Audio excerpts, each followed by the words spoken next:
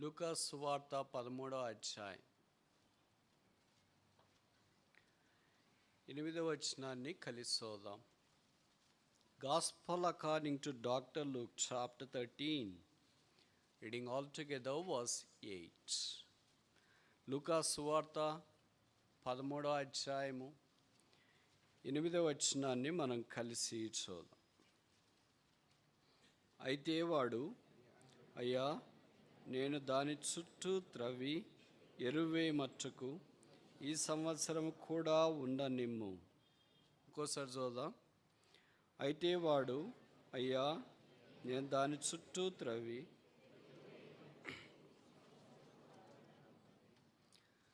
Let it alone for this year also, ఈ సంవత్సరం కూడా ఉండనిమ్ము. ప్రార్థన.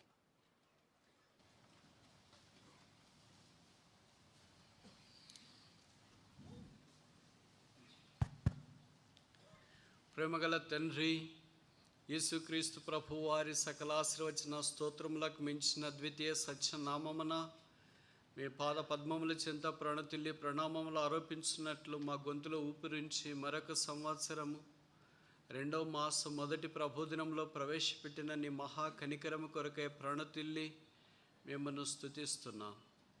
మీరు చేసిన ఉపకారములన్నిటి కొరకై మేము అపాత్రులము. మమ్మను ప్రేమించి మా కొరకు యేసుక్రీస్తు ప్రభువుని భూమి మీదకి పంపించినందుకు స్తోత్రాలు. రక్త మాంసములు గలవాడైన యేసు పాపమెరుగని దేవుని గొర్రెపిల్ల శిలువలో వధించబడి రక్తము కార్చి చనిపోయి సమాధి చేయబడి తిరిగి లేచి పరలోక స్థలాల్లో ఆసీనుడై ఉండి మా పక్షమున విజ్ఞాపన చేస్తున్న మాకు సరిపోయిన ప్రధాన యాజకుడైనందుకు స్తోత్రాలు. ఆ ప్రభువారు దినాన మా కొరకు రాబోతున్నందుకు స్తోత్రములు. ఆయన మా అంత వచ్చు వరకు మేము ఆయన రూపంలోకి మార్చబడినట్లు మాకు ఇచ్చిన ఈ సంఘము సహవాసమును బట్టి మీకు స్తోత్రాలు. బలలో మీ వాక్య శక్తిని బట్టి, మీ రక్త ప్రోక్షణను బట్టి యోగ్యముగా పాలు పొందే కృప అనుగ్రహించినందుకు స్తోత్రములు చెల్లిస్తున్నాం. వచ్చిన వారందరిని బట్టి స్తోత్రాలు. రక్షణ లేని వారిని కరుణించి రక్షణార్థమైన వెలుగులోనికి వారు వచ్చున్నట్లు సహాయం చేయండి. రక్షించబడిన మమ్మల్ని మీరు దృష్టించి, దేవా, ఈ సంవత్సరము కూడా ఉండనేమో ఆయన మనవి ప్రకారము మమ్మల్ని ఈ సంవత్సరం కూడా బ్రతకనిచ్చినందుకు స్తోత్రాలు. ఆ ఉద్దేశము ప్రకారం మేము జీవించినట్లు మీరు మాకు సహాయం చేయవలసిందిగా ప్రార్థిస్తున్నాం. నన్ను మీ రక్తం చేత కడిగి పరిశుద్ధపరచు. మీరు మాట్లాడితే దేవుని చిత్తమని తీర్మానం చేసుకోవటానికి ఎవరైనా వచ్చింటే వారు నిరుత్సాహపడుకున్నట్లు సహాయం చేయండి. మా అందరికీ పరిచర్య చేయటి కొరకే మా మధ్యలోనికి దిగిరమ్ము. నన్ను మీ రక్తం చేత కడిగి పరిశుద్ధపరిచి మీ మాటలు నోట ఉంచు. మీ ప్రజల సమయం పాడు చేయకూడనట్లు నన్ను జ్ఞాపకం ఉంచుకోమని ప్రార్థిస్తున్నాం. యెహోవా, నీవు ఏర్పరచుకున్న వారి క్షేమము చూచుచు నీ జనులకు కలుగు సంతోషను బట్టి సంతోషించుచు నీ స్వాస్థ్యమైన ప్రజలతో కూడి కొనియాడనట్లు నీ ప్రజలేడల నీకున్న దయ చొప్పున నన్ను కరుణించుము. మాకు కాదు యెహోవా, మాకు కాదు, నీ కృపా సత్యను బట్టి నీ నామమునికే మహిమ తెచ్చుకును. యేసు నామమున స్తుతించి ప్రార్థిస్తున్నాము తండ్రి, ఆమేన్.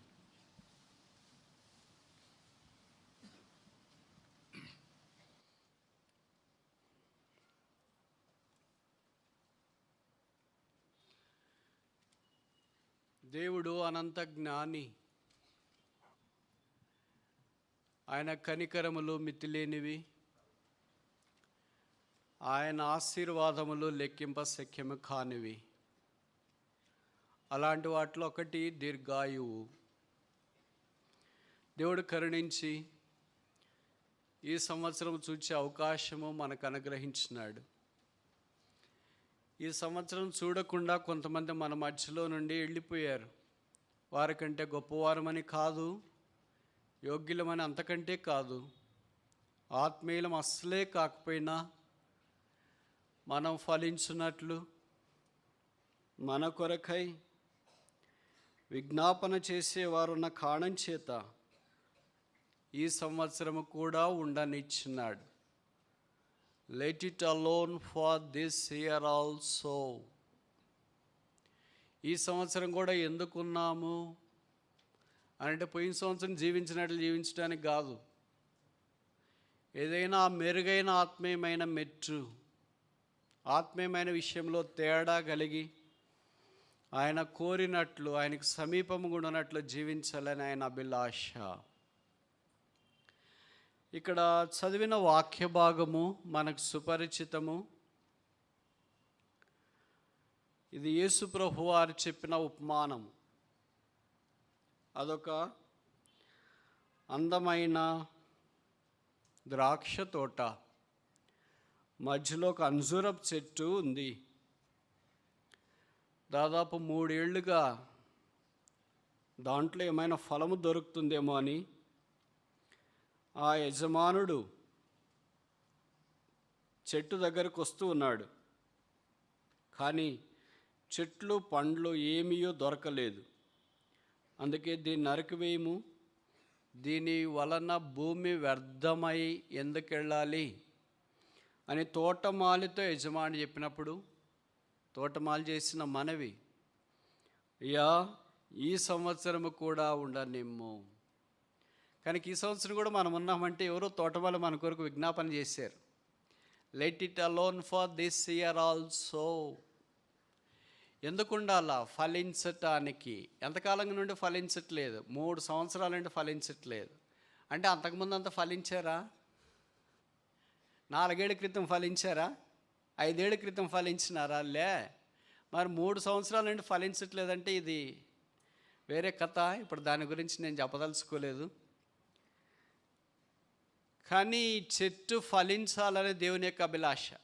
విచిత్రం ఏంటంటే ఇది ఫలము లేకుండా, అంటే ఫలించడానికి అవకాశం లేకుండా ఎక్కడో తారెడారిలో ఉంటే, సహారా ఎడారిలో ఉంటే నిజమే కదా, ఎట్లా ఫలిస్తుంది ఎడారిలో అని అనుకోవచ్చు. The position of the plantation of this tree is right in the centre of the garden. ఈ చెట్టు ఉన్న స్థలం ఎక్కడంటే తోటలోనే ఉంది. ఆ తోట కూడా ఏంటి? ద్రాక్ష తోట. ద్రాక్ష తోటని ఒక చిన్న బిడ్డను చూసుకున్నట్లు చూసుకోవాలి. అది ఊరికే మామిడి తోట మాదిరి ఒక్కసారి వేసేసి వదిలేస్తానికి కుదరదు. ఇంకే తోటలోనే ఒకసారి వేసి అలాగ వదిలేయచ్చు, కానీ ద్రాక్ష తోట అలాగ కాదు. ఎప్పుడు దాని గురించి మానిటర్ చేస్తూనే ఉండాలి. అంటే అర్థం ఏంటి? దానికి అవసరమైన నీళ్లు ఉన్నాయి, అవసరమైన ఎరువు ఉంది, అవసరమైన సామాగ్రి ఉంది, అవసరమైన మందులు అన్నీ ద్రాక్ష తోటకి ఎలా కొడతారు అలాగే అంజూరపు చెట్టుకు కూడా కొడుతున్నారు. కానీ విచిత్రం ఏంటంటే ద్రాక్ష తోట ఏం ఫలిస్తుంది కానీ అంజూరపు చెట్టు ఫలించట్లేదు. అంటే ఫలించేవారి మధ్యలో ఉండి కూడా ఫలించుకోకుండా ఉండటానికి అవకాశం ఉంది. మనం దాన్ని అంటే ఏదో మినహాయింపు తీసుకోవటానికి లేదు. అసలు నన్ను ఎడారిలో పడేసావు, నీళ్లు లేవు, ఇక్కడ సహాయం చేసేవారు లేరు, తోటమాలి లేరు, పట్టించుకునేవాళ్ళు లేరు అని చెప్పుకోవటానికి లేదు. ఇంకా దీనికి అడ్వాంటేజ్ ఏంటంటే తోటమాలి కూడా ఉన్నాడు. తోటమాలి ఉన్నాడు, పక్కన కో-బిలీవర్స్ అంటే ద్రాక్ష తోట ఉంది, ఫలించడానికి నీళ్లు ఉన్నాయి, ఎరువు ఉంది, అన్నీ ఉన్నాయి కానీ ఫలించట్లేదు. ఇలా కూడా ఉంటాయా? ఉంటాయి. ఎవరో ఎక్కడ దాకా ఎందుకు వెళ్ళాలా? మనకంటే బెస్ట్ ఎగ్జాంపుల్ ఎవరుంటారు? కానీ కరుణా సంపన్నుడైన దేవుడు ఈ సంవత్సరం కూడా మనల్ని బ్రతికించినాడు, ఉండనిచ్చినాడు. కారణం ఏంటంటే మనం ఫలించాలి. విచిత్రం ఏంటంటే ఫలించకపోతే ఏంటి అనే క్వశ్చన్ వస్తుంది కదా. క్వశ్చన్కి జవాబు కూడా ఇక్కడే రాశారా, అది ఇప్పుడు చెప్పని చివరిలో చెప్తా. ఫలించాలంటే ఎలాగ ఫలించాలి? మరి మనకి యేసుప్రభు వారు చెప్పిన ఇంకొక ఉపమానము మత్తయి సువార్త 13వ అధ్యాయంలో పరిచయం. Gospel according to Matthew chapter 13. యేసుప్రభు వారు సముద్ర తీరాన కూర్చుండి ఆయన దగ్గరికి వచ్చిన మనుషుల కొరకై వాక్యం బోధించడం ఆరంభించినాడు. యేసుప్రభు దగ్గరికి ఎప్పుడు 3 రకాలైన ప్రజలు వచ్చేవాళ్ళు. జనసమూహము, గొప్ప జనసమూహము, బహుజన సమూహం వచ్చింది. వీళ్ళతో పాటు శిష్యులు కూడా ఉండేవాళ్ళు. వచ్చిన వాళ్ళు వాక్యం విన్న తర్వాత వాళ్ళ దారిన వాళ్ళు వెళ్ళిపోతారు. అయితే శిష్యులు మాత్రము చివరిలో వచ్చి ప్రభువారు చెప్పిన దాంట్లో అర్థం కాంది అడగడం వాళ్ళకి ఆనవాయితీ. అది చెప్పించుకోవడం కూడా వాళ్ళకి ఇష్టం. మనకైతే అర్థం కాదంటే మంచి పని అయిపోయిందిలే, ఎలాగో పాటించాల్సి వస్తుంది. అర్థమైతే అర్థం కాలేదనుకోండి మనకు కొద్దిగా మినహాయింపు ఉంటుంది కదా. ఐ క్యాంట్ అండర్స్టాండ్, నేను అర్థం చేసుకోలేదు, లేదా ఐ కుడెంట్ అండర్స్టాండ్, నాకు అర్థం కాలేదని ఏదో చెప్పి తప్పించుకోవడానికి మనం ట్రై చేయొచ్చు. శిష్యులు మనలాంటి టైపు కాదు, వాళ్ళు డిఫరెంట్ టైపు. అందుకనే వాళ్ళు ఏదైనా అర్థం కాకపోతే ప్రభు దగ్గరికి వచ్చి, ప్రభువా ఈ ఉపమాన భావం ఏంటి మాతో చెప్పుము అంటే ప్రభు అన్నాడు, పరలోక రాజ్యం మర్మము మీకు అనుగ్రహించబడి ఉన్నది అనే సంగతులు వారికి చెప్పడానికి ఆరంభించినాడు. ఇప్పుడు మత్తయి సువార్త 13వ అధ్యాయంలో విత్తువాడు విత్తటానికి వెళ్ళాడు. విత్తుచుండగా కొన్ని విత్తనాలు త్రోవ పక్కన పడ్డాయి, కొన్ని రాతి నీళ్ళలో పడ్డాయి, కొన్ని ముళ్ళ పొదలో పడ్డాయి, కొన్ని మంచి నీళ్ళలో పడ్డాయి. ఇది కథ. ఇప్పుడు విషయం ఏంటంటే, విత్తటానికి వెళ్ళే వ్యక్తి పొలంలో ఇవన్నీ అడ్జస్ట్ చేయకుండా, అంటే బాగు చేయకుండా విత్తటానికి వెళ్తాడా? విత్తటానికి వెళ్ళే పొలం ఎలాగుంటుందంటే, గ్రామాల్లో చెప్తారో తెల్లగా అద్దం మాదిరి ఉంటుంది అంట.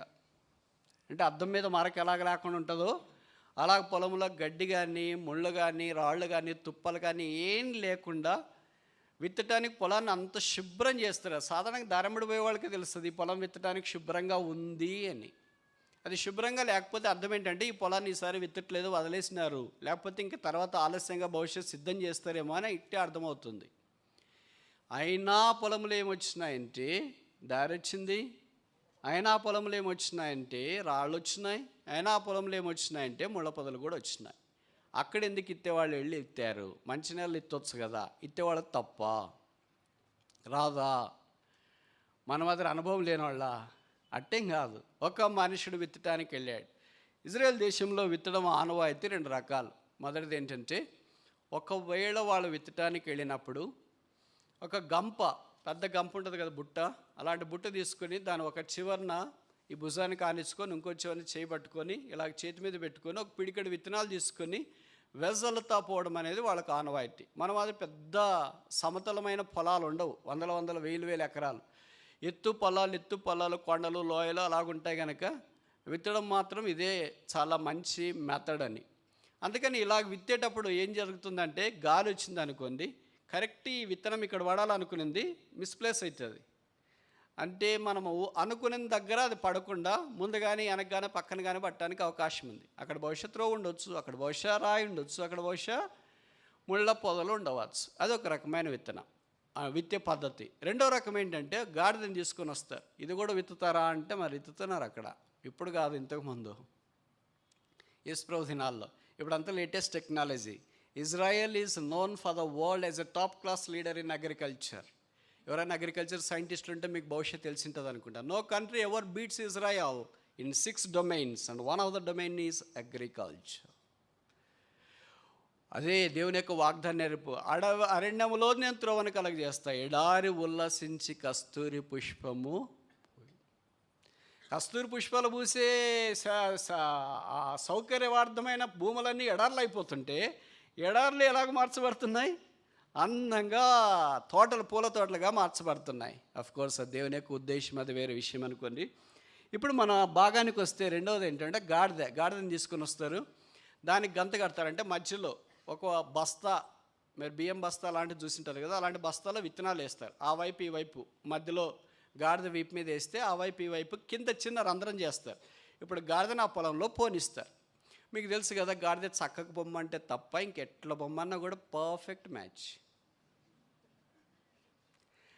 చక్కగా పోవాలంటే ఎద్దు మాత్రమే పోతుంది, ఇంకే జంతువు చక్కగా పోలేదు. అందుకే ఎద్దుతో విత్తిన పొలాలు మనం దారమిడి వెళ్ళేటప్పుడు చూస్తుంటే, అబ్బా ఏ విత్తినారు బ్రదర్, అసలు కరెంటు స్తంభాలు వేయడం అనేది ఎద్దుతో నింటే నేర్చుకున్నారు ఎలక్ట్రిసిటీ డిపార్ట్మెంట్ వాళ్ళు. తెలుసా మీకు అది?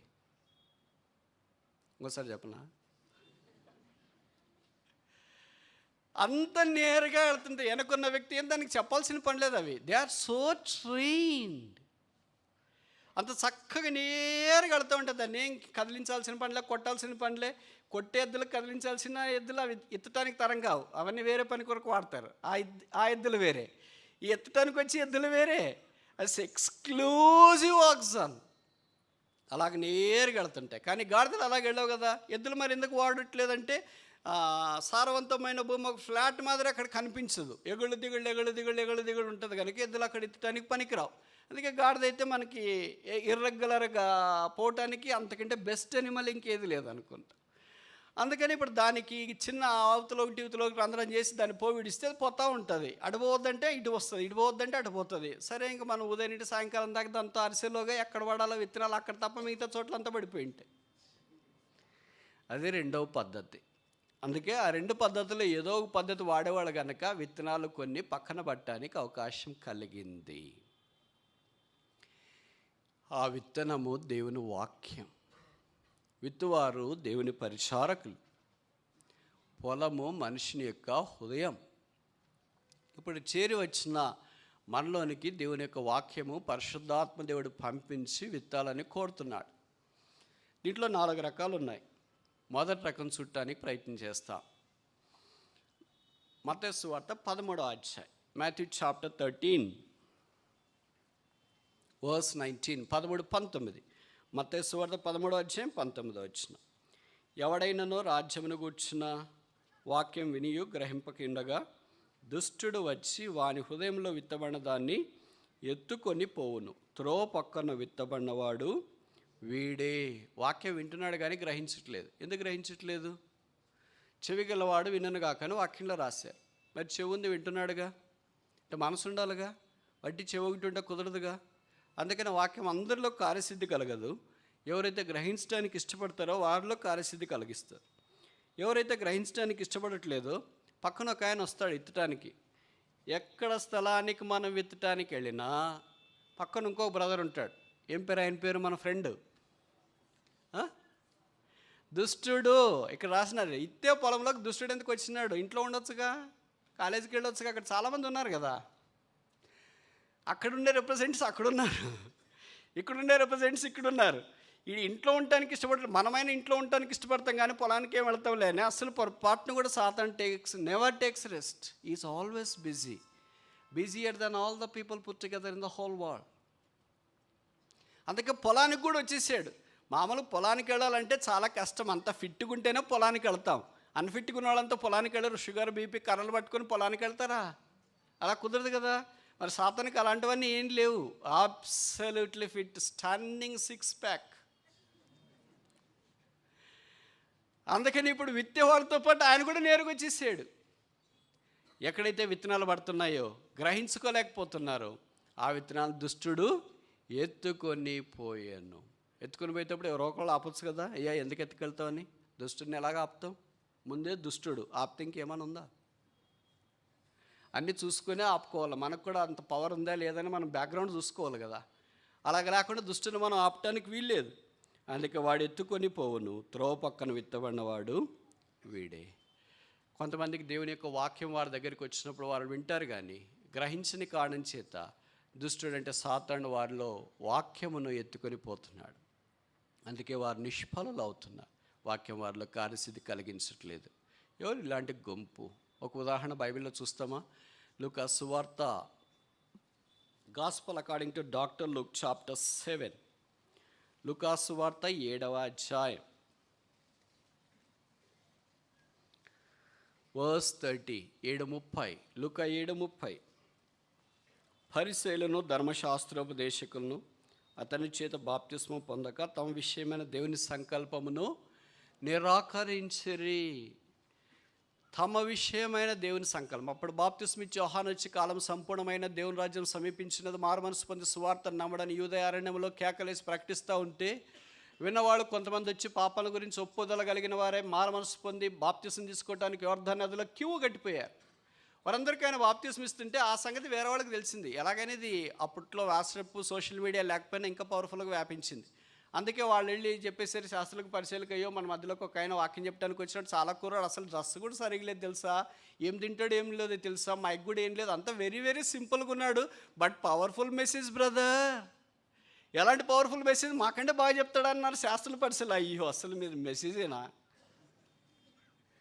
నిజమా? అలాగే చెప్పేస్తున్నారు. మరి అలాగే చెప్పకపోతే ఎలాగొస్తున్నారండి? క్యూలు ఈ ప్రజలు తండోపదండాలుగా వస్తున్నారు. సర్ప సంతానమా రాబో ఉగ్రత నుండి తప్పించుకోవడానికి మీకు బుద్ధి చెప్పిన వాడెవడు? కఠినంగా చెప్తున్నాడా, మెల్లగా చెప్తున్నాడా? చాలా పవర్ఫుల్గా చెప్తున్నాడు కదా. దూసుకెళ్ళేటట్టు చెప్పేస్తున్నాడు. అంత పవర్ఫుల్గా చెప్పేది వినట్లేదు. మేమంతా మళ్ళీ మెల్లిగా చెప్పాం కదా, కథలు చెప్పాం కదా, అందుకే ఎవరు వినట్లేదేమో మీరు చెప్పేది. ఆయన చెప్పేది చాలా పవర్ఫుల్ కనుక ప్రజలు దేవుని యొక్క వాక్యం ద్వారా పొడవుబడిన వాళ్ళై, పాపం గురించి ఒప్పుకున్న వాళ్ళై యోర్దాను దగ్గరికి వెళ్ళి బాప్తిస్మం తీసుకోవడానికి వెళుతున్నారు. చెప్పే దాంట్లో పనిగా చెప్పేవాళ్ళు ఏం చెప్పారంటే, మీరు కూడా వచ్చి బాప్తిస్మం తీసుకోవచ్చు కదా అని చెప్పారు. ఎవరితో మాట్లాడుతున్నావు? మేమా? అసలు ఎవరు అనుకున్నాం? మేము ధర్మశాస్త్ర డాక్టర్స్ ఆఫ్ లా. మేము శాస్త్రులు, మేము పరిశీలి, మేమేంటి ఆ చిన్న పిల్ల కుర్రాడు ఏదో దారెంబడి పోయేవాడు వచ్చి ఏదో ప్రభుని రక్షించుకున్నాడంటే వాళ్ళ అమ్మ నాన్నగారికి లేక వృద్ధాప్యంలో పుడితే ఆ సరైన డ్రెస్ కూడా లేదు, సరైన భోజనం లేదు, ఇల్లు లేదు, వాక్యం లేదు, అడ్రస్ లేని వ్యక్తి వచ్చి మాకు వాక్యం చెప్పడం ఏంటరా? అసలు మా అడ్రస్ ఆధార్ కార్డులో తప్పలాకుండా ప్రింట్ అయింది తెలుసా? అలాంటి మా దగ్గరకు వచ్చి వాక్యం చెప్పడం ఏంటి? వాళ్ళు బాప్తిస్మ ఇచ్చి యోహాను చెప్పే సంగతిని బాప్తిస్మ ఇచ్చి యోహానుగానే వాళ్ళు చూచారు. కానీ బైబిల్ ఇక్కడ ఏం రాశారంటే దేవుని సంకల్పంలో బాప్తిస్మ ఇచ్చి యోహాను ఉన్నాడు కనుక they have denied literally John the Baptist, but the word of God says they have despised the counsel of God. దేవుని సంకల్పాన్ని వాళ్ళు నిర్లక్ష్య పెట్టారు. ఈ మధ్యాహ్నం దేవుని యొక్క వర్తమానం మీ యొద్దకు తీసుకొని రాబడుతుంది. ఎవరైనా సరే, ఏ స్థలంలో ఉన్నా సరే, ఏ వ్యక్తి దేవుని యొక్క వాక్యం అనే విత్తనాన్ని ప్రకటిస్తున్నా సరే, అది దేవుని సంకల్పం అన్న సంగతి మర్చిపోకూడదు. అసలు మాకంటే ఈయనకి ఎక్కువ తెలుసా, మాకంటే ఈవిడికి ఎక్కువ తెలుసా, మాకంటే వాళ్ళకి ఎక్కువ తెలుసా, మాకంటే ఎక్కువ వాళ్ళు బోధించగలరా అని అనుకుంటే బహుశా శాస్త్రులు పరిచయాల వల్ల దేవుని సంకల్పాన్ని నిరాకరిస్తారు. దేవుని యొక్క రక్షణలోనికి వారు రాలేరు. వారు త్రో పక్కన విత్తబడిన వారు, వారిలోనికి దుష్టుడు వచ్చి వాక్యాన్ని తీసుకుని వెళ్తాడు. ఈ మధ్యాహ్నం ఇంకా యేసుని ఎరగకుండా ఉంటే దేవుని యొక్క ప్రేమ సందేశం మీ కొరకు ప్రకటిస్తున్నా.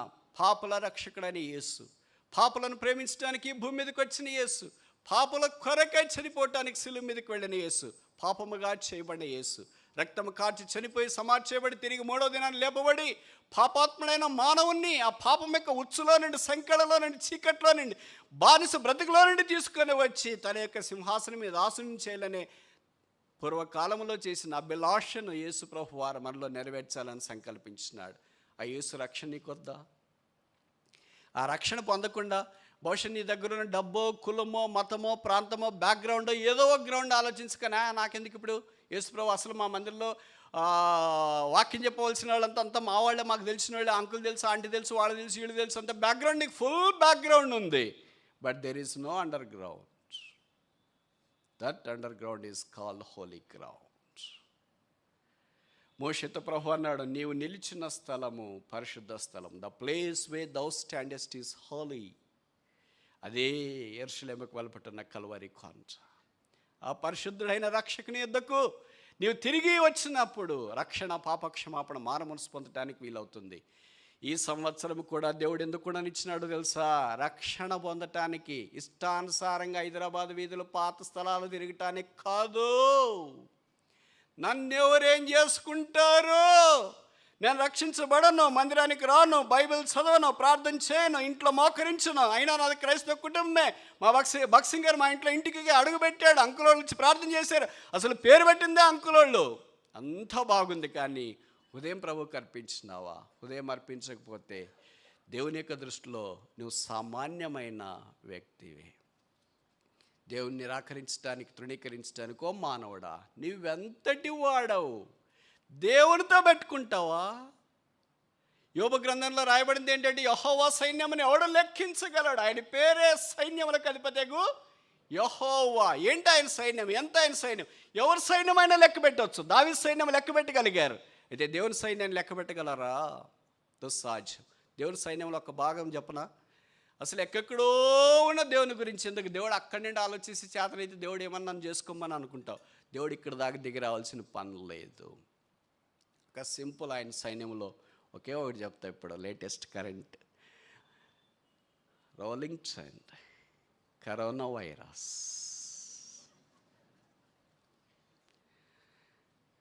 భూమి మీద 3,20,000 వైరస్లు ఉన్నాయి తెలుసా? వైరస్ల గురించి చదివేది ఒక పెద్ద డిపార్ట్మెంట్ ఆఫ్ వైరాలజీ.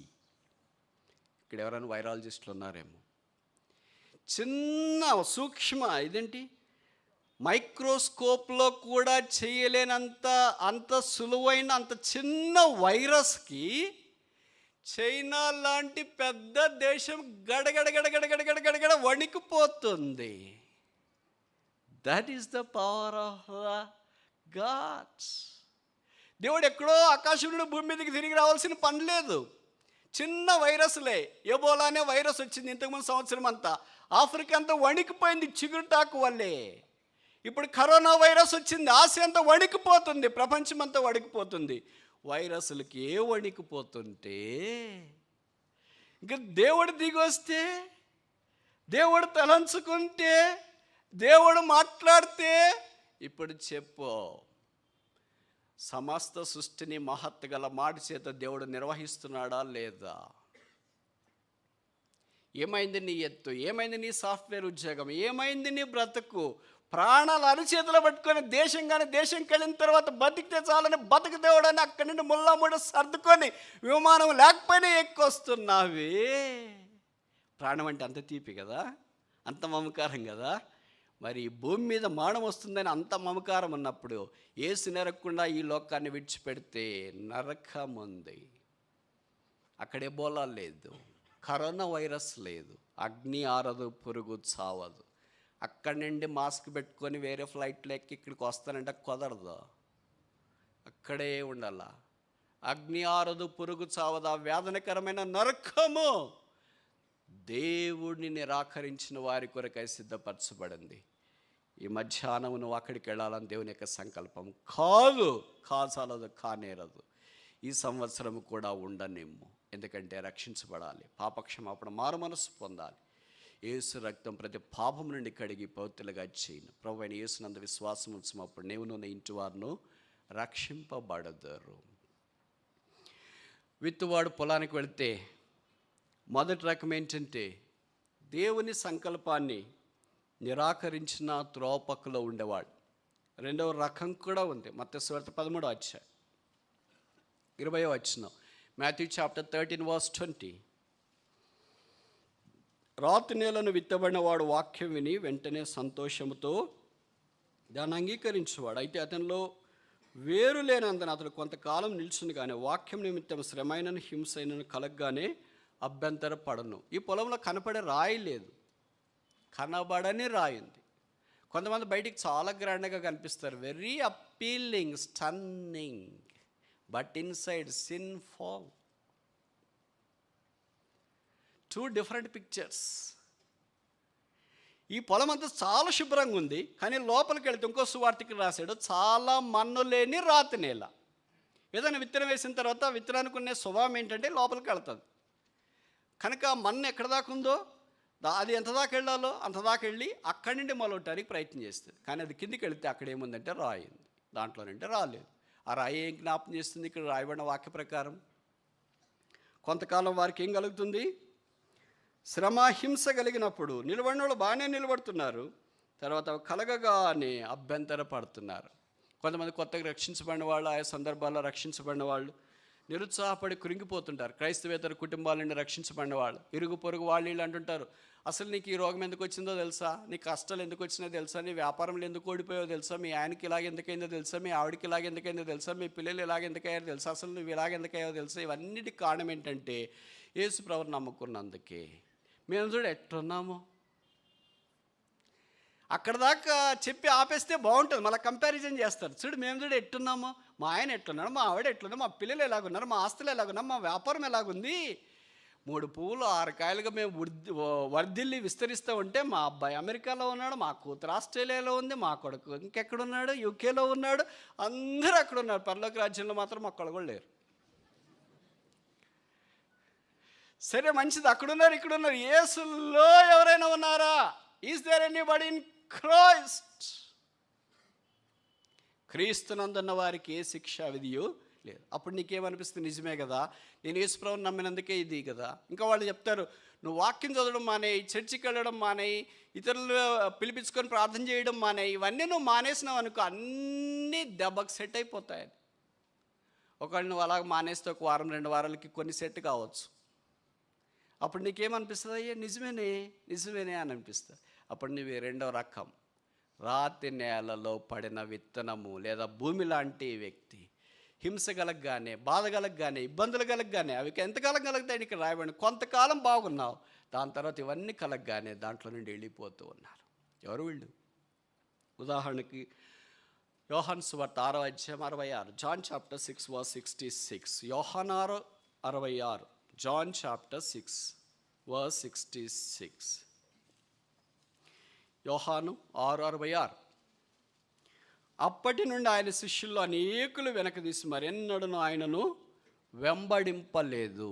ఎప్పటి నుండి? యేసు ప్రభు వారు చాలా కఠినంగా చెప్తాడు. మామూలుగా తెలుసు కదా మనకి, ఆయనకు మొహమాటం లేదు. ఆయనకు అస్సలు యాక్టింగ్ అంటే పొరపాటును కూడా నచ్చదు. Very too much frank, very open. అందుకని ఆయన ఎలాగ మాట్లాడుతున్నాడంటే, నా శరీరం తిన్నా రక్తం త్రాగువాడే నిత్యజీవం గలవాడు, అంత తిన్నా నేను వాడిని లేపిదును అని చెప్పేటప్పటికి శిష్యులు ఏమనుకున్నారు, అబ్బా ఆయన శరీరం తిని ఆయన రక్తం తాగితే ఆ దినాల్లో నిబంధన ఏంటంటే నరమాంస భక్షకుల్ని ఊరికి వలపడి తీసుకెళ్ళి రాళ్ళతో చావుగొట్టి అక్కడ పెద్ద సమాధి కట్టేసి దాని మీద ఒక ఎపిటోమ్ రాసేవాళ్ళు. ఈయన నరమాంస భక్షకుడు, మనిషిని తిన్నాడు కనుక ఇక్కడ మేము సమాధి చేసామని. ఊర్లో నుండి బయటికి వెళ్ళేవాళ్ళు, బయట నుండి ఊర్లోకి వచ్చేవాళ్ళు. ఆ సమాధి ఎపిటోమ్ చూసినప్పుడు వాళ్ళకి ఏమనిపిస్తుంది అంటే, మనం కూడా ఊర్లోకి వెళ్ళేటప్పుడు బయటకు వచ్చేటప్పుడు చాలా జాగ్రత్తగా ఉండాలి, ఏమన్నా అయితే మనకు కూడా దీని పక్కన ఒకటి వచ్చేస్తుంది అని వాళ్ళు అనుకోవటానికి, భయం ఉండటానికి బహుశా అలాగే చేసేవాడు. ఇప్పుడు ఈ శిష్యులు అనుకున్నారు, మనం యేసుప్రభు యొక్క శరీరం దీన్ని రక్తం తాగితే ఇంకేముంది, నరమాంస భక్షులని మనల్ని కూడా ఊరికి బలబలకి తీసుకెళ్ళి రాళ్ళతో సాగుకొట్టి మనకు కూడా సమాధులు కట్టేసి సెప్టం పెట్టేస్తే అసలు దానికి చదవటానికైనా మనం ఇంత దూరం వచ్చింది. మనం ఏదో యేసుప్రభు వెంబడి వెళ్తే రొట్టెలు చేపలు ఇవన్నీ తినొచ్చు, ఫుల్ కవర్లు ఇస్తారు, దండికి పాపులారిటీ పెరుగుతుంది, అట్లా ఇట్లా మనం పవర్ అయ్యి ఎలాగో ఆయన చనిపోతానంటున్నాడు కదా, చనిపోయిన తర్వాత అసలు మందే కదా రాజ్యం అనుకుని మనం వస్తే ఏంటి బాబు ఈయన మొత్తానికి ఏం లేకుండా చేసేస్తున్నాడేంటి అని అనుకున్నారు. అందుకని అనేకులు శిష్యులు, జనసమూహం కాదు, ఆ మాట విన్న తర్వాత వెనుక తీసిరి. ఎంతమంది వెనక్కి తీశారు? ఎంతమంది మిగిలారు? ఎంతమంది శిష్యులు? అప్పటికి 70 మంది శిష్యులు. వెనక్కి తీసిన వాళ్ళు ఎంతమంది? 58. మిగిలిన వాళ్ళు ఎంతమంది? 12 మంది మిగిలారు. అంటే మెజారిటీ వెళ్ళిపోయారా, మైనార్టీ వెళ్ళిపోయారా? వెళ్ళిపోయిన వాళ్ళు ఎక్కువ మంది వెళ్ళిపోయారు. సాధారణంగా ఇది గొర్రెల మంద కంటే ఇంతకంటే బెస్ట్ ఉదాహరణ ఎక్కడైనా దొరుకుతుందా? ఒక గొర్రె వెళ్ళిపోతా ఉంటే మిగతా గొర్రె ఎందుకు వెళ్తున్నావు గొర్రె అంటే, ఆ గొర్రె పోతుంది కదా, అది ఎందుకు వెళ్తుందో కొద్దిగా తెలుసుకొని పోతే మంచిదంటే, ఏమో అదంతా నాకు అనవసరం, వాటి జాతి చొప్పున దేవుడు చేశాడు కదా, నాది కూడా అదే జాతే కదా, అందుకని ఈ గొర్రె కూడా ఫాలో అయిపోయింది. అలాగే వరుసగా 58 గొర్రెలు వెళ్ళిపోయినాయి. ఇప్పుడు 12 గొర్రెలు మాత్రమే మిగిలినాయి. వాక్యంలో రాయబడింది. ఈ 12 గొర్రెలు కొంతకాలం అయిపోయిన తర్వాత ఇంకొక గొర్రె కూడా వెళ్ళిపోయింది. 11 గొర్రెలే మిగిలినాయి. 11 గొర్రెలు సిలువ దగ్గరికి వచ్చేటప్పటికి ఆల్ షీప్ లెఫ్ట్ అవుట్. గొర్రెలన్నీ వెళ్ళిపోయినాయి. ఇది నేను చెప్పిన మాట కాదు, యేసుప్రభు వారు చెప్పిన మాట. గొర్రెల కాపను వారు కొట్టుదురు, గొర్రెలు చెదిరిపోను పారిపోనన్న ఒకే ఒకళ్ళు ఒక రక్షకుడు ఏకాకిగా వచ్చాడు, ఏకాగ్గా సిలువ మీదకి వెళ్ళాడు. దేవుని యొక్క ప్రేమ మానవుల పక్షాన రుజువు చేయటానికి ఆయన ఇలాగ ఇష్టపడ్డాడు. ఇప్పుడు జరిగిన సంగతి ఏంటంటే 58 మంది వెళ్ళిపోయారు, 12 మందే మిగిలారు. అంటే వెళ్ళిపోయిన వాళ్ళు ఎక్కువ మంది ఉన్నారు, మిగిలిన వాళ్ళు తక్కువ మంది ఉన్నారు. అదే శేషం అంటే. నిలిచిన శేషం కొరకు ప్రార్థన చేయడి. ఇప్పుడు మనం ప్రభు యొద్ద నుండి వెళ్ళిపోయిన గుంపులో ఉన్నామా, ప్రభుతో ఉన్న గుంపులో ఉన్నామా? వాళ్ళు కూడా ప్రభుత్వనే ఉన్నారు, కానీ వాళ్ళకి ఏమనిపించిందంటే కఠినంగా ఉంది బోధ, కష్టంగా ఉంది, రాయవలే అనిపిస్తుంది. మేము అలాగ అర్థం చేసుకున్నామన్నారు. ఎందుకైనా నువ్వు అలాగ అర్థం చేసుకున్నావు అంటే అలాగ అర్థం చేసుకున్నాడు. మనం పేతురు దగ్గరికి వెళ్ళి అడిగామనుకోండి, వాళ్ళంతా వెళ్ళిపోయిన వాళ్ళంతా అసలు స్టాల్వార్డ్స్ కదా, మీరంతా ఏం శాతగాని వాళ్ళంతా ఇక్కడ నిలబడిపోయారంటే 12 మంది అంటే ఇంక బయటికి పోతే సర్వైవ్ కాలేం కదన్నా అని అంటారా? అలాగ కాదు. వాళ్ళు ఏమన్నారు, ఎక్కడికి వెళ్తాం ప్రభువా, నీవే నిత్యజీవపు మాటలు కలిగిన వాడు. అందుకే మాకేం తెలియదు. ఇప్పుడు బహుశా పేతురుని అడిగితే మనం ఏమంటాడంటే, మీరు ఎందుకు వెళ్ళలేదా అంటే, ఆయన తిని ఆయన శరీరం తిని ఆయన రక్తం త్రాగమన్నాడు కదా, అది ఆయన చేసిన తర్వాత అప్పుడు ఆయనే చనిపోయింటాడు కదా, ఆయన చనిపోయిన తర్వాత మేము బతికేం లాభం ఉంది, మేము కూడా చచ్చిపోతే ఆటోమేటిక్ అంతా ఒకేసారి సేమ్ టు సేమ్ అయిపోద్ది కదా. ఆయన చనిపోయి మేము బతకాల్సిన అవసరం ఏముంది? వాళ్ళు ఆయన చనిపోయినా కూడా మేము బతకాలనుకున్నారు కనుక బయటికి వెళ్ళారు. మేము అలాగ అనుకోవట్లేదు. ఆయన చనిపోతే మేము కూడా చనిపోతాం, ఆయన బతికితే మేము బతకాలనుకుంటున్నాం, అందుకే మేము ఇక్కడ ఉన్నాం. ప్రభు చెప్పిన మాట వారు చాలా కఠినమైనదిగా వారు తీసుకున్నారు. కానీ ప్రభు వారికి అక్షరానుసారంగా చెప్పలేదు, కానీ ఆత్మల్లో చెప్పాడు. అదే ప్రభు యొక్క బలను మనకు జ్ఞాపకం చేసే సందేశం. వాళ్ళు వెళ్ళిపోయారు. ఇది 666 ఎప్పుడు బాగా గుర్తుపెట్టుకోండి, డేంజరస్ వర్స్. 666 అంటే 666. యోహాను 6:66. 6:66. ఈ వాక్యం ఇంతటితోనే ఉంటే బాగుండేది, కానీ ఆ కింద వరుసలో రాసినారు, మరి ఎన్నడను ఆయనను వెంబడింపలేదు. This was a last heartbreaking statement. మరెన్నడూ వెంబడింపలేదు. ఆ తర్వాత యేసుప్రభు తిని ఆయన రక్తం తాగితే ఇంకా బతికున్నారా అని ఎవరో ఒకరు చెప్పింటారు కదా, వాళ్ళు తింటున్నారా తాగుతున్నారా, ఆయన ఇంకా బతికున్నారా, మనం కూడా వెళదామని రావచ్చు కదా. అప్పుడు ప్రెస్టేజ్ అడ్డం వచ్చింది రే, మనం బయటకు వచ్చిన తర్వాత ఎట్టబోతాం రా. అసలు మనలాంటి వాళ్ళు పోతే ఇంకేమైనా ఉందా? ఉన్న మర్యాద కూడా పోతుంది. అసలు ఉంటే కదా పోవటానికి. ఎప్పుడో పోయింది. అందుకనే మీరు లెఫ్ట్ పోయింది. యేసు ప్రభుని దాటిపోతేనే మీకు ఉన్నదంతా పోయింది. You have lost all the dignity, last all the privilege, last all the decorum, lost all the divinity, lost all the discipline. You become a lost and a lost and a lost forever. యేసుక్రీస్తు ప్రభు నమ్ముకున్నందుకు శ్రమ వచ్చిందని తొలగిపోయేవారు ఏదో పొందడం అనేది దుస్సాధ్యం. కొంచెం కాలం శ్రమ పడిన పిమ్మట తానే ఆయన మిమ్మల్ని స్థిరపరిచి కాపాడని వాక్యంలో చెప్పబడింది. శ్రమలతో బాధతో ఇబ్బంది ఇక్కడికి వచ్చినారా? ఇంట్లో నుండి వెలపలకు గెంటేసిన వాళ్ళు కొంతమంది ఉండొచ్చు. భర్త నిరాకరించిండొచ్చు, భార్య నిరాకరించిండొచ్చు, పిల్లలు నిరాకరించిండొచ్చు, ఇరుగు పొరుగు అందరు నిరాకరించిండొచ్చు. ఆఫీస్లో నువ్వు అబాండన్డ్, ట్రాష్. కాలేజీలో అలాగే, హాస్టల్లో అలాగే, ఉన్న స్థలంలో బహుశా నువ్వు అలాగే ఉండొచ్చేమో. అయితే ప్రభు కొరకు నిలబడి శేషము వలె నువ్వు ఉండగలిగితే, ప్రభా ఎక్కడికి వెళతాం? నీవే నిత్య జీవపు మాటలు కలిగిన వాడు. ఆ ప్రభు దగ్గర 12 మంది ఉన్నారు. ఆ తర్వాత 12 మంది భూమిని తలకిందలు చేసేవాళ్ళకి ఎలాగయ్యారో నాకంటే మీకు బాగా తెలుసు.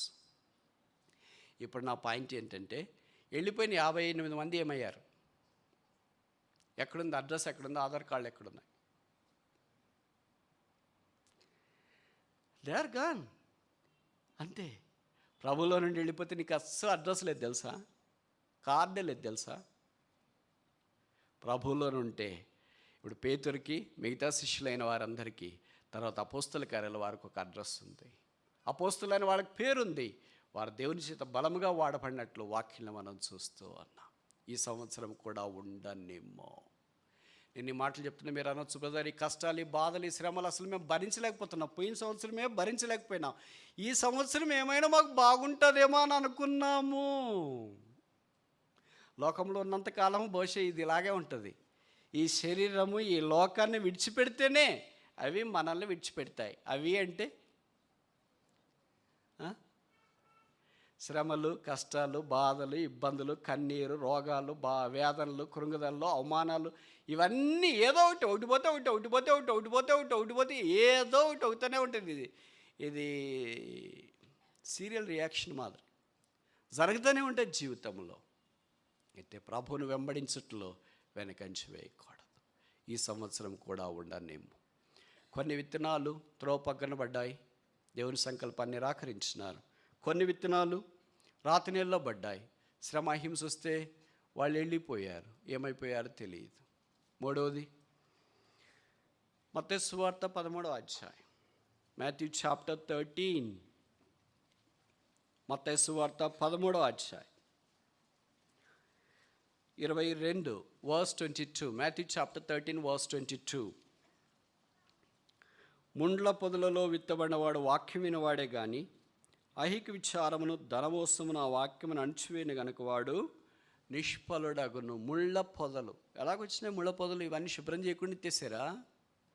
ఇత్తుతూ ఉంటానే కొద్ది టైం తీసుకుంటుంది కదా, 2-3 రోజులు అవుతుంది. ఒక దగ్గర స్టార్ట్ చేసినా ఇత్తడము, కింద స్థలానికి వచ్చేటప్పుడు కొద్దిగా టైం తీసుకుంటుంది, 1 or 2 days. ఆ టైం తీసుకునేలాగా ఏమైతే కొన్ని ముళ్ళ పొదల జాతి ఏంటంటే చాలా మొదటి రోజుకి 2వ రోజుకి వెంటనే మొలిచేస్తాయి.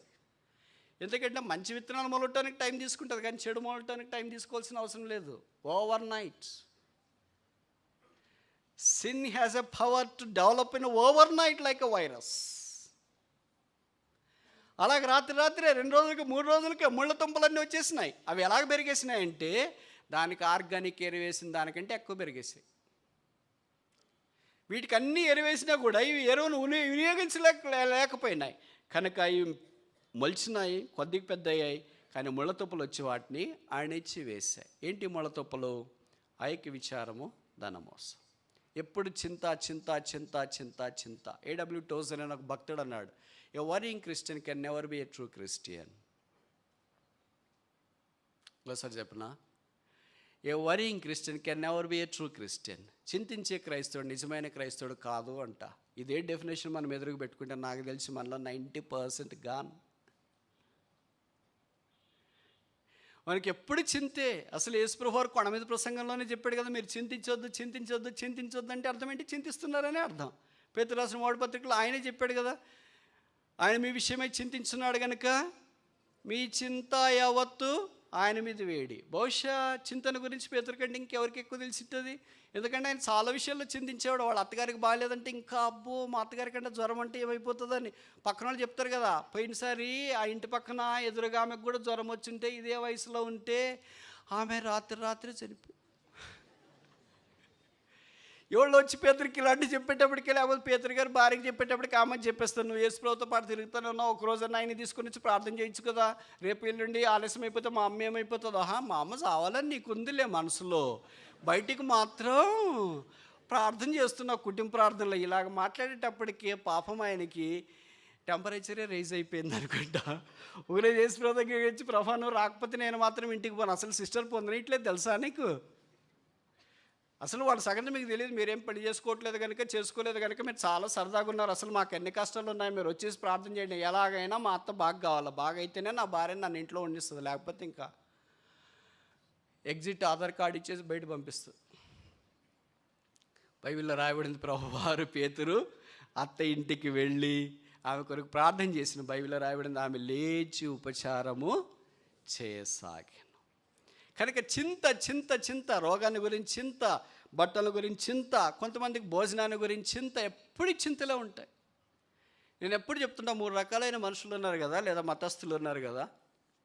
క్రైస్తవేత్తలు అంటే హిందువులకి ఎప్పుడు ఏం చింత అంటే బంగారం కొనాలా, ఎంత కొనాలా, దుబాయ్ బంగారం అంతా తెచ్చుకునే వాళ్ళకి చింత ఉంటుంది. ఏమని చింత అంటే ఇది అంత ఎక్కడ పెట్టుకోవాలా అని. ఎంత బంగారం అన్నా కొనో చింతే, ఇంకా కావాలి ఏంటి మేడం మీరు చాలా కొన్నారంట, అది ఇది ఏం లేదు సార్, మొన్నే సార్, అది సార్, ఇది సార్ అని చెప్తూనే ఉంటారు. మామూలుగా మనకి పరిచయం కదా క్రైస్తవేత్తలు. నువ్వు ముస్లిమ్స్ దగ్గరికి వెళ్ళామనుకో, ఏంటయా నువ్వు అది చాలా కొనేస్తావు, ఏం లేదన్నా దమ్ బిర్యానీ అస్సలు పో అద్దిరిపోతుంది. వాళ్ళకేం బంగారం మీద మనసు ఉండదు, బిర్యానీ మీద మనసు, అది లేకపోతే వాసన లేకపోతే రోజు గడవదు, పూట గడవదు. ఇది 2 రకాల క్లాస్. 3వ రకం మన క్లాస్ దగ్గరికి వస్తాం. అందరిని చెప్పుకొని మనం చెప్పకపోతే ఏమైనా బాగుంటుందా. మనకేంటి డ్రెస్సులు, డ్రెస్ వచ్చింది అని అంటే ఫస్ట్ మోడల్ అమెజాన్, ఫ్లిప్కార్ట్ రోజు చెక్ చేస్తుంటారు వాళ్ళు, అలర్ట్ కూడా పెట్టుకొని ఉంటారు, ఏమైనా ఆన్లైన్ వస్తే నాకు వచ్చి అలర్ట్ వచ్చేటట్టు చూడని. విచిత్రం ఏంటంటే అలాగ అలర్ట్ పెట్టుకొని ఆన్లైన్లో ఆఫర్లు వచ్చి దాన్ని కొన్ని, అది తీరా మీరు ఏదో డ్రెస్ కావాలనుకుంటే ఏదో వచ్చి మోసపోయి ఎవరికి చెప్పుకోకుండా పక్కన పడేసిన వాళ్ళు కొంతమంది ఇక్కడ సైలెంట్గా కూర్చొని ఉన్నారు. వాళ్ళు మళ్ళీ ప్రార్థనా పనులు వాకింగ్ అంతా ఫుల్గా చెప్తారు. ఏంటక్క ఏంటని అంటే, బ్రదర్ దాని గురించి ఇప్పుడు వద్దులేండి, మాకు తెలుసులేండి, యువర్ డిసీవ్డ్, యువర్ చీటెడ్. మీకు ఎలాగుంటుందంటే ఎప్పుడు shop, online shopping, real shopping, virtual shopping, ఎన్ని రకాలైన షాపులో ఇన్ని బట్టలు ఉన్నాయి కదా బ్రదర్, ఇంకా డజన్ ఉన్నాయి కదా, ఇంకెందుకు అని అంటే, డజనా ఎవరు చెప్పారు బ్రదర్, డజన్ ఉన్నాయినా, నాకు కాదు బ్రదర్ పక్కన వాళ్ళకి. నీకు ఇంకా 2 డజన్లు ఉన్నాయేమో కదా. పక్కన వాళ్ళకి అక్కర చూడండి, కనిపించట్లేదా, నువ్వే ప్రతి పూటకు ఒకటి వేసుకోవాలని ఏముంది. క్రైస్తవులకి ఇదొక పిచ్చి, డ్రస్సులు అంటే బట్టలు. ఎన్ని బీరువాళ్ళు నిండిపోతున్నాయి, పాతవి ఇవ్వచ్చు కదా ఎవరికైనా. ఎవరు తీసుకోకపోతే అక్కడ కైండ్నెస్ సెంటర్ ఒకటి ఉంటుంది కదా, అక్కడికి వెళ్ళి ఇవ్వచ్చు కదా. లేకపోతే ఎంతోమంది తీసుకునే వాళ్ళు ఉన్నారు, ఆల్ట్రేషన్ చేసేవాళ్ళు కూర్చొని ఉంటారు పాపం, వాళ్ళు ఎన్నో రోజులవి తీసుకెళ్ళి ఆల్ట్రేషన్ చేసుకొని అమ్ముకోయా, లేకపోతే నువ్వని వేసుకొని ఎవరికైనా ఇవ్వచ్చు కదా. ఈ బుద్ధి కాదు, పాపమన్నా ఈ బుద్ధి అవుతుంది, కానీ పాత బట్టలు ఈ బుద్ధి కాదు. అలాంటి వాళ్ళు కొంతమంది ఇక్కడ కూర్చున్నాను, ఎట్లా ఫలిస్తారు? నో వే, ఫలించడం సాధ్యం కాదు. నీ జీవితంలో కొన్ని అనవసరమైనవి కూడా వదులుకోవడానికి నువ్వు ఇష్టపడకపోతే అవసరమైనవి ఎలాగ వదులుకుంటావు? దేవుడు ఇవన్నీ పరీక్ష పెడతాడు. నీకు అసలు శక్తే లేదు, you have no power at all to digest or dismantle certain things which you do not like. అలాగుండిపోతాడు. ఇప్పుడు 3 అర్థమైందా? హిందువులు ఏం కావాలా?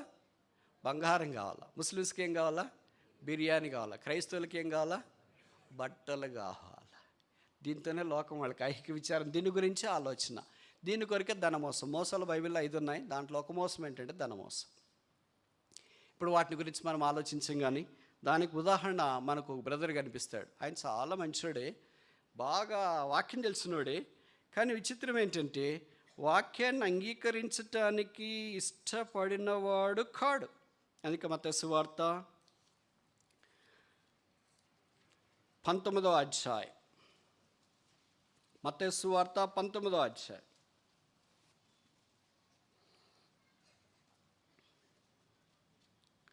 16వ వచనం. ఇదిగో ఒకడు ఆయన యుద్ధకు వచ్చి, బోధకుడా, నిత్యం పొందటానికి నేను ఏ మంచి కార్యం చేయవాలని ఆయనను అడిగాను. ఈ యవనస్తుడు అధికారి, బాగా డబ్బున్నోడు, భక్తి కూడా చాలా ఉంది. ఎందుకంటే వీధిలోనే మోకరించి ప్రభువుతో మాట్లాడటానికి ఇష్టపడినవాడు. నిత్య జీవము పొందుటకు నేను ఏ మంచి కార్యము చేయాల, మంచి ఆశ ఉంది. He has a right desire, he came to a right person, right attitude, right time, but with a wrong mind. కాని మనసుతో వచ్చినాడు. ఏం చెప్తే స్వీకరిస్తామనే మనసుతో రాలేదు. ఆయనకి సింక్ అయ్యే విషయం అయితే యాక్సెప్ట్ చేస్తాం. కొంతమంది మీటింగ్కి వచ్చేటప్పుడు కూడా అలాగే వచ్చేస్తారు. మనకు సింక్ అయితే మనం యాక్సెప్ట్ చేస్తాం. మనకు సింక్ కానీ ఫ్రీక్వెన్సీ హైయో లో ఉందనుకోండి, మన దానికి ఇదేంటి బ్యానర్స్ పెట్టుకుంటే అయిపోద్ది, జామర్స్ పెట్టుకుంటే అయిపోద్ది. మనకి ఏది సింక్ అవుతుందో అలాగే వచ్చేసినాడు. యేసుప్రభు అన్నాడు, మరి నీ దేవుడైన యెహోవాను పూర్ణ మనస్సు ఇదంతా ధర్మశాస్త్రం ఉందంటే, అయ్యో మా సండే క్లాస్ టీచర్ చాలా బాగా చెప్పింది, అక్కడ నాకు ప్రైజులు కూడా వచ్చేసినాయి, సండే క్లాస్ ర్యాలీలో కిరీటాలు అన్నీ నాకే వచ్చేసినాయి, ఎప్పటి నుండో నేను చేసేస్తున్నాను. అట్లన్నానన్నా, చాలా మంచివాడు వచ్చినా నా దగ్గరికి, ఇంత మంచివాడు ఎప్పుడు వచ్చినట్లు గుర్తులేదు, నువ్వే ఫస్ట్ నువ్వే లాస్ట్ అనుకుంటా. కానీ ఇంకొక పని చేస్తావా మరి చెప్పండి అంకుల్. చేస్తే ఏం లేదు, వెళ్ళి నీకు ఆస్తి ఉంది కదా, మీ ఆయన పిత్రాజీతం అంతా వచ్చింది, ఆ పిల్లోడు ఇంకా సంపాదించుకునేంత స్టేజ్కి కూడా రాలేదు అనుకుంటా, కనుక ఆస్తి అమ్మి బీదలకు ఇచ్చేసి నన్ను వెంబడించు అని అంటే బైబిల్లో రాయబడింది, వాడు మిగులు ఆస్తి గలవాడు కనుక ముఖం చిన్నబుచ్చుకొని వెళ్ళిపోయాను. ధనమోసం ఏం చేసిందంటే ప్రభుతో రాకుండా చేసింది. ఇప్పుడు చూడండి, ఆ వ్యక్తి యేసుప్రభుని అంగీకరించకుండా ఉంటే నరకానికి వెళితే, తీర్పు పీఠం దగ్గరికి వచ్చినప్పుడు యేసుప్రభు ఎదుటి నిలబడినప్పుడు ఎలాగుంటుందో మీరు ఊహించండి. Are that young person who came all the way on the particular day and knelt before all the people in the street. వీధిలో ప్రజలు చూస్తుండగా నువ్వే పరుగున వచ్చి నిలబడి మోకరించి బోధకుడా అని సంబోధించింది నువ్వేనా? Are that young man? ఎంత విషాదం. He came to the saviour, rejected the salvation. రక్షకుని దగ్గరికి వచ్చినాడు, రక్షణ నిరాకరించినాడు. He came to the kingdom of God but denied to enter into the kingdom of God. దేవుని మందిరం పరలోక రాజ్యం దగ్గరికి వచ్చినాడు, ప్రవేశించడానికి ఇష్టపడలేదు. చాలామంది భవిష్యత్తు అలాగే ఉంటారు. ధనమోసం, ఐహిక విచారం ఇవన్నీ పట్టి పీడిస్తుంది. అదే వారిని దేవుని దగ్గరికి రాకుండా చేస్తుంది. ఈ సంవత్సరం కూడా ఉండనేమో. 3 విషయాలు మనం చూసినాం ఇప్పటిదాకా. మొదటిదేంటి? త్రోవ పక్కన పడ్డవారు యేసుప్రభుని అంగీకరించకుండా అలాగే వెళ్ళిపోతున్నారు, వాళ్ళు వింటున్నారు. రెండవది, రాతి నేలలో పడ్డవారు. యేసుప్రభుని గురించి వారికి తెలుసు, శ్రమ, హింస, బాధ కలిగినప్పుడు ఏ ప్రభువుని నిరాకరించి వెళ్ళిపోతున్నారు. మూడవ రకము, ముళ్ళ తుప్పలు కలిగిన వాళ్ళు, అంటే విచారము, ధనమోసము కలిగి దేవుని యొక్క వాక్యం వారిలో పెరుగుతూ ఉన్నా, జీవితము ప్రభు కొరకు వృద్ధి పొందుతున్నా, ఇవన్నీ వారిని అణచివేస్తాయి. ఏమైనా ఆలోచిస్తారంటే how to become rich overnight. Daniel కార్గెంట్ పుస్తకం రాశారు, how to become rich overnight. ఒక్క రాత్రికే ధనవంతుడు కావాలంటే అలాంటి దాన్ని పట్టుకొని, అమెజాన్లో పట్టుకొని దాంట్లో పుస్తకాలు చదివి అది ఇది చేసి, no, anything that comes overnight will be lost overnight. You want to repeat the statement? ఇంకోసారి చెప్పన్నా. ఏదైతే రాత్రి వచ్చిందో రాత్రి పోతుంది. ఏదైతే క్రమేణా వస్తుందో, ఇస్సాకుని గురించి బైబిల్లో రాయబడింది, అతడు క్రమక్రమముగా వృద్ధి పొందాడు. దేవుడు ఎప్పుడు ఇచ్చేది క్రమక్రమంగా ఇస్తాడు. ఓవర్ నైట్ దేవుడు ఇయ్యాడు. కనుక ఇక్కడ జరిగిన సంగతి ఏంటంటే, ఈ 3 రకాలే ఉంటే బహుశా ఈ కథను గురించి లేదా ఈ వాక్యాన్ని గురించి మనం ఆలోచించాల్సిన అవసరం లేదు. ఇక్కడ ఇంకొక మంచి నేల కూడా ఉంది. అంటే విచిత్రం ఏంటంటే 75% దాదాపు ఉంటే 20% మాత్రం మంచి నేల ఉంది. 20% విత్తనాలు మంచి నేలలో కూడా పడ్డాయి. ఈ 20% మంచి నేలలో పడిన విత్తనాల్లో కూడా మళ్ళీ 3 కేటగిరీలు ఉన్నాయి. 30 దంతులు, 60 దంతులు, 100 దంతులు. మనం ఒక హైపోథసిస్ పెట్టుకుందామా? రీసెర్చ్లో మీకు తెలుసు కదా, కొన్ని హైపోథసిస్ మనం పాస్టులేట్ చేసుకుంటాం. ఏంటంటే 30 దంతులు, 60 దంతులు, 100 దంతులు మొలిచిన లేదా ఫలించిన ఆ పొలం స్థలంలో ఈక్వల్గానే విత్తనాలు పడ్డాయి అని అనుకుందాం. అప్పుడు ఎంత పడి ఉంటాయి? ఎంత శాతం ఉంటుంది? 8% అనుకోండి. ఎందుకంటే 20% కదా మిగిలింది. 8%, 8 వేసుకో. 8% 30 వంతు, 8% 60, 8% 90లో పడ్డారు. ఇది యూనిఫామ్గా ఉంటుందని మనం అనుకుంటాం, కానీ వాస్తవంగా అలాగ ఉండకపోవచ్చు. ఎలాగుంటుంది? నేను ఇలాగ చెప్తే కరెక్టా? 8 100% లేకపోతే దాంట్లోనే 8 తీసుకొని వచ్చి రెండిట్లో కలిపితే, 3లో కలిపితే, 30లో కలిపితే చాలా బాగుంటుంది అనుకుంటా. అంటే 30 అంతులు, 60 అంతులు, 100 అంతులు. అంటే 100 అంతులు నాకు తెలిసి మనకి వర్తించదు అనుకుంటా. 60 అంతులు కూడా మనకు వర్తించదు, నాట్ అప్లికబుల్. బట్ అప్లికబుల్ ఏదైనా ఉందంటే 30 అంతులు 60 అప్లికబుల్ అనుకుంటా అన్వయించుకోవటానికి. కనుక దీంట్లోనే అవన్నీ తీసుకొని వస్తే ఇంకా అక్కడికి మనం వెళ్ళాలి. ఇప్పుడు 30 అంతులు ఫలించే దగ్గర ఉంటే 60 అంతుల దగ్గరికి వెళ్ళాలి. 60 అంతుల దగ్గర ఉంటే 100 అంతులుగా ఫలించే దగ్గరికి వెళ్ళాలి. ఇప్పుడు మీరు ఊహించుకోండి, మరి 25% ఫలించే దాంట్లో దాదాపు 16% 30 అంతుల్లోనే ఉంటే, దాదాపు 8% ఇంకా 60 అంతుల్లో ఉంటే 100%లో 1, 2, 0. ఇప్పుడు మరి ఇక్కడి నుండి అక్కడికి అందరు వెళ్ళాలి. ఈ సంవత్సరం కూడా ఉండనేమో. దేవుడు మనం అలాగెళ్ళాలని కోరి ఈ సంవత్సరం కూడా మన ఆయుష్ను పొడిగించినాడు. దీనికి ఉదాహరణ నేను వివరంగా చెప్పను, సమయం అయిపోయింది కనుక. దీనికి ఉదాహరణ ఆయన వెంబడించిన శిష్యులు. పేతురు మొదలుకొని మిగతా శిష్యులందరినీ ఉదాహరణ వారు తీసుకోవచ్చు మనం. వారు ఫలించడానికి ఇష్టపడ్డారు. 30 అంతులు ఫలించినారు, 60 అంతులు ఫలించినారు, 100 అంతలుగా ఫలించినారు. ఎలాగంటే వారి ప్రాణాన్ని సైతం ప్రభు వారి కొరకు హతసాక్షులుగా అర్పించుకోవటానికి ఇష్టపడ్డారు. అది 4వ దానికి ఉదాహరణ. ఇప్పుడు ఈ 4 రకాలైన దాంట్లో మనం ఏ రకంలో ఉన్నా? మొదటి రకమా, 2వ రకమా, 3వ రకమా, 4వ రకమా? వాస్తవం చెప్పమంటారా? మన రకం భవిష్యత్తు లేదనుకుంటా. ఒకవేళ మనం కూడా ఈ రకంలో ఉంటే, మొదటి రకం వద్దు, 2వ రకం వద్దు, 3వ రకం వద్దు, మంచి నేలలో పడిన విత్తనము కనీసం 30 అంతులు దాంట్లో ఉంటే మంచిదే. తర్వాత 60 అంతుల దగ్గరికి వెళ్ళొచ్చు, తర్వాత 100 అంతులుగా ఫలించే దాంట్లోకి వెళ్ళొచ్చు. అలాగే ఫలించాలంటే ఏం చేయాలి మరి? ఒక్క మాట చెప్పి నేను ముగించిన. యోహాను సువార్త 12:24 అనుకుంటా. గోధుమ గింజ భూమిలో పడి సావకుంటే ఒంటిగానే ఉండును, అది చచ్చిన ఎడల విస్తారముగా ఫలించును. ఎందుకు మనం ఫలించలేకపోతున్నాం? మనం చనిపోవటానికి ఇష్టపడట్లేదు. అందరూ బతకాలనుకుంటున్నాం. అంటే అర్థం ఏంటి? భౌతికంగా బతకాలని కాదు, ఆత్మీయంగా బతకాలని మనం అనుకుంటున్నాం. I don't like to die for myself. నా కోరికలకు, నా ఆశలకు, నా సెల్ఫిష్నెస్కి నేను చనిపోవడానికి ఇష్టపడట్లేదు. నాకు కొన్ని విల్స్, చిత్తాలు ఉన్నాయి, కొన్ని ఆలోచనలు ఉన్నాయి, కొన్ని కార్యాలు ఉన్నాయి. కనుక దాని కొరకు నేను బ్రతకాలనుకుంటున్నాను. అది ఎవరు ఫలించు 30 అంతులు, 60 అంతులు, 100 అంతుల్లోనికి వస్తున్నారంటే గోధుమ గింజ వలె భూమిలో పడి, నాట్ ఐ బట్ క్రైస్ట్. విత్తిన తర్వాత ఆ పొలంలో ఏమి ఇచ్చినారో తెలియదు, ఎందుకంటే అన్నీ మూసివేయబడ్డాయి. దేవుని వాక్యం కూడా మనందరి దగ్గరికి వచ్చినప్పుడు మనం మంచి నెలలో ఉంటే వాక్యం అంతా మూత వేయబడినట్టుంటుంది. అదొక దినం వస్తుంది, అప్పుడు మొలుస్తుంది. మొలిచినప్పుడు 30 అంతులు, 60 అంతులు, 100 అంతులు దాని చుట్టూ ఎరువేసి నీళ్లు బట్టి దాన్ని బాగు చేసిన దాన్ని బట్టి అది ఫలిస్తుంది. The more I die, the more I be fruitful.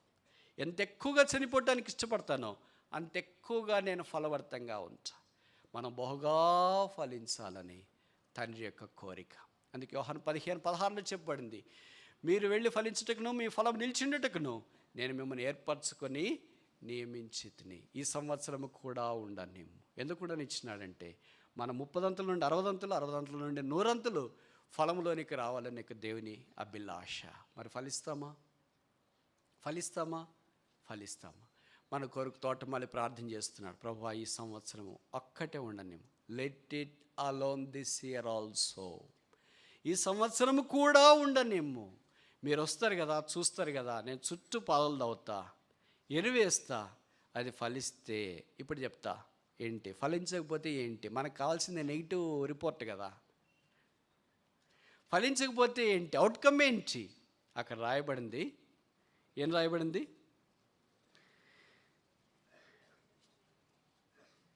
లూకాసు వార్త 13వ అధ్యాయం, gospel according to doctor Luke, chapter 13.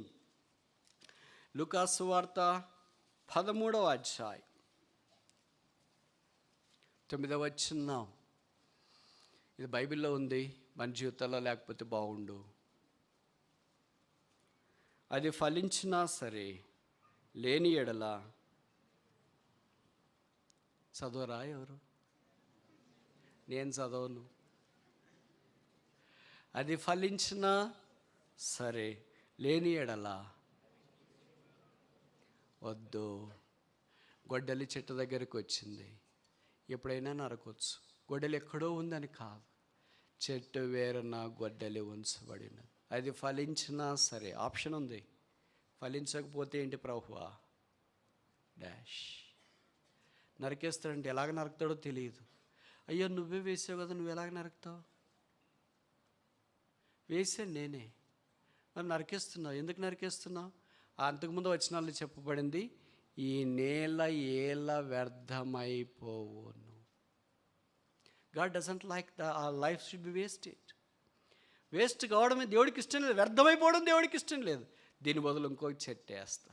ప్రభువా అలాగ నా విషయమై చెప్పకుండాను గాక. నీ బదులు ఇంకోళ్ళు, నీ బదులు ఇంకోళ్ళు, నీ బదులు ఇంకోళ్ళు, నీ బదులు ఇంకోళ్ళు. ఇష్టమేనా? Do you like it? ఫలించినా సరే లేని ఎడల అది నా జీవితంలో ఉండకుండాను గాక. నేను ఫలింతుని గాక, 30 అంతులు ఫలింతుని గాక, 60 అంతులు ఫలింతుని గాక, 100 అంతులు ఫలింతుని గాక. నా ప్రియుడా, నీవు ద్రాక్షవనము నాకు ఇచ్చేదు గాక, నీకు ఇష్టమైన ఫలములు నీవు భుజింతో గాక. ఈ సంవత్సరం కూడా ఉండనేమో. ప్రార్థన.